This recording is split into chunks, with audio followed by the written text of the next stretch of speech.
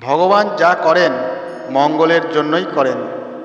নমস্কার বন্ধুরা, আমরা প্রায় প্রত্যেকেই এই কথাটি প্রায় বলে থাকি, কিন্তু সত্যি কি তাই? ভগবান যা করে সত্যি কি মঙ্গলের জন্যই করে? অনেকে বিশ্বাস করেন, আবার অনেকে বলেন এটি কথার কথা, কিন্তু এই কথাটি একেবারে সত্যি। এবং তা বোঝাবার জন্য আপনাদের একটি সুন্দর গল্প বলবো, যা শুনে আপনাদের কাছেও কথাটির সত্যতা প্রমাণিত হবে। এবং আশা করব গল্পটি শোনার পর আপনারাও বিশ্বাস করবেন যে ভগবান যাই করেন মঙ্গলের জন্যই করেন। শুরু করছি সেই শিক্ষণীয় একটি গল্প। বহুকাল পূর্বে দানবীর নামে এক রাজা সুবিশাল সাম্রাজ্য শাসন করতেন। তার বুদ্ধিমন্ত নামে এক বিজ্ঞ মন্ত্রী ছিলেন। তিনি ছিলেন ধৈর্যশীল এবং ভগবানের প্রতি ভক্তিপরায়ণ। দানবীরও ছিলেন সদ্গুণ সম্পন্ন রাজা। বহু প্রজা তাদের সমস্যা সমাধানের জন্য তার নিকট আসত। তিনি ভক্তদের সহস্র গাভী দান করতেন এবং তাদের চারণক্ষেত্র সরবরাহ করতেন। তার এই স্বভাব দর্শন করে লোকেরা তাকে দানবীর নামে সম্বোধন করত।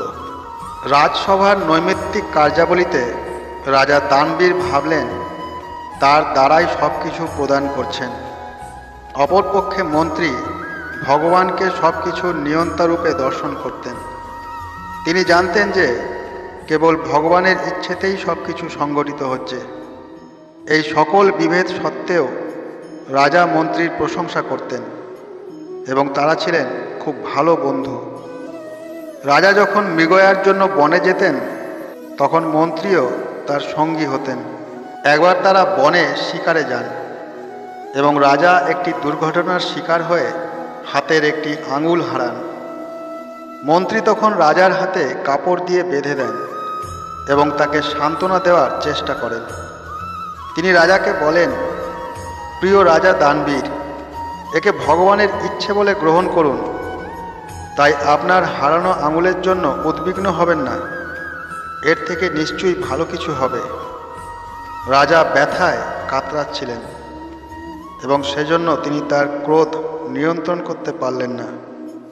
তিনি বুদ্ধিমন্তকে চড় মেরে বললেন, শান্ত হও অদূরদর্শী লোক। বুদ্ধিমন্ত ভগবানের কৃপা সম্পর্কে বলতে চেষ্টা করলেন। রাজা চিৎকার করে বললেন, প্রহরী, ওকে বন্দি করো এবং কারাগারে আটকে রাখো। দানবীর সেদিনের জন্য তার শিকারের পরিকল্পনা বজায় রাখতে দৃঢ় প্রতিজ্ঞ ছিলেন এবং তিনি তার ঘোড়া নিয়ে গভীর বনের মধ্যে প্রবেশ করলেন। ইতিমধ্যে বনের কেন্দ্রে ভয়ঙ্কর ডাকাতের একটি দল অবস্থান করছিল। তারা একজন মানুষকে হত্যা করে দেবী কালীর নিকট উৎসর্গ করতে চাইছিল। তারা রাজাকে বন্দি করল এবং তাকে শক্ত দড়ি দিয়ে বাঁধে ও তাকে টেনে উৎসর্গের স্থানে নিয়ে গেল। যখন খড়গ দিয়ে রাজা দানবীরের মস্তক কাটার ভয়ঙ্কর মুহূর্তটি এলো, তখন ডাকাতদের একজন দেখল যে রাজার হাতে কাপড় বাঁধা এবং তাতে রক্ত লেগে আছে। তখন ওই ডাকাতটি উচ্চস্বরে চিৎকার করে বলে উঠল, সর্দার, এই লোক সম্পূর্ণ নয়, তার একটি আঙুল কাটা, তাকে বলি দেওয়া যাবে না। আমরা কোনো অসম্পূর্ণ মানুষকে দেবীর নিকট উৎসর্গ করতে পারবো না, এতে দেবী অসন্তুষ্ট হবেন। তখন হতাশ হয়ে ডাকাতরা দানবীরকে ছেড়ে দিল। তখন রাজা তার মন্ত্রীর কথা স্মরণ করতে করতে তৎক্ষণাৎ তার রাজ্যের উদ্দেশ্যে রওনা হলেন। তিনি সরাসরি কারাগারে গেলেন এবং বুদ্ধিমন্তকে মুক্তি দিলেন। তিনি মন্ত্রীর কাছে ক্ষমা চাইলেন। রাজা বললেন, বুদ্ধিমন্ত, আমি তোমার কথাগুলো ভুলতে পারবো না, তুমি যথার্থই বলেছিলে। কিন্তু এখন আমাকে বলো, তোমার কথা মতো সব কিছু যদি ভগবানের কৃপা অনুসারেই সংগঠিত হয়, তাহলে ভগবান কেন তোমাকে কারাগারে রাখলেন? তখন মন্ত্রী বললেন, প্রিয় রাজন, ভগবান যা করেন মঙ্গলের জন্যই করেন। আপনি কি দেখতে পাচ্ছেন না? আপনি যদি আমাকে কারাগারে না রাখতেন তাহলে ডাকাতেরা আপনার পরিবর্তে আমাকে বলি দিয়ে দিত। সেই মুহূর্তে রাজা দানবীর দৃঢ়তার সঙ্গে বিশ্বাস করলেন যে তা নিশ্চিতভাবে ভগবানেরই কৃপা। অনেক সময় বিভিন্ন কষ্টে আমরা নানা প্রকার নেতিবাচক মন্তব্য করে বসি, তার চেয়ে এর পেছনে ভগবানের যথার্থ পরিকল্পনা দর্শনের জন্য অপেক্ষা করা বরং আমাদের জন্য ভালো। কেননা ভগবান যাই করেন মঙ্গলের জন্যই করেন। জয় শ্রীকৃষ্ণ।